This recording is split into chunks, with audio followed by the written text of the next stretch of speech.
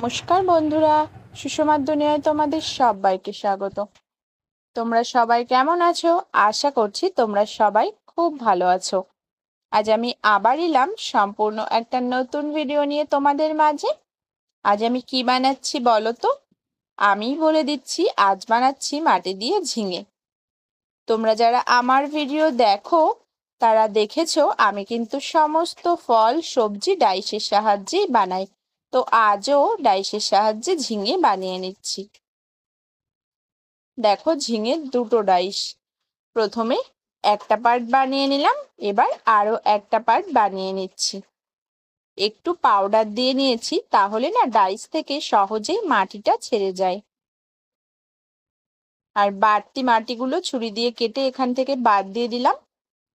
দেখো, বেশ কয়েকটা ঝিঙে আমি এখানে কিন্তু বানিয়ে নিয়েছি। প্রত্যেকটা ডাইসে সমান সমান বানাতে হবে।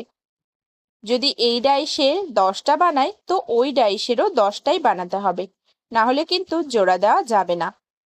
তো একটু হাতে ধরার মতন শক্ত হয়েছে, এবার আমি এটা জোড়া লাগিয়ে নিচ্ছি। নরম কাদা দুটো সাইডে লাগিয়ে জোড়া দিয়ে নিচ্ছি। আর তোমরা যারা আমার চ্যানেলে নতুন বন্ধু, তারা প্লিজ চ্যানেলটি সাবস্ক্রাইব করে আমার পাশে থেকো। আর আমার ভিডিও তোমাদের কেমন লাগলো কমেন্ট করে জানাতে কিন্তু একদম ভুলো না।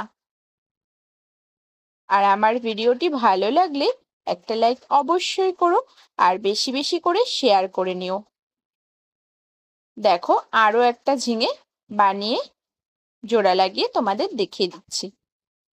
একটা ছিদ্র কিন্তু আমি অবশ্যই করছি, ছিদ্রটা অবশ্যই করতে হবে, না হলে কিন্তু হবে না।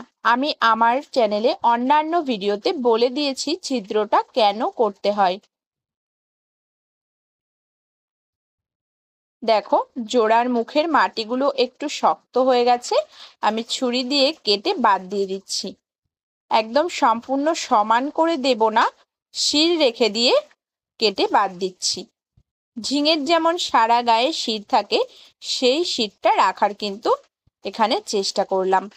এবার একটু জল নিয়ে নিয়েছি, একটা কাপড়ের সাহায্যে জল দিয়ে ঝিঙের গাটাকে একটু মেজে সমান করে দিচ্ছি। আজ এই পর্যন্ত, দেখা হচ্ছে অন্য কোনো ভিডিওতে। ততক্ষণের জন্য তোমরা সবাই ভালো থেকো, সুস্থ থেকো। ধন্যবাদ।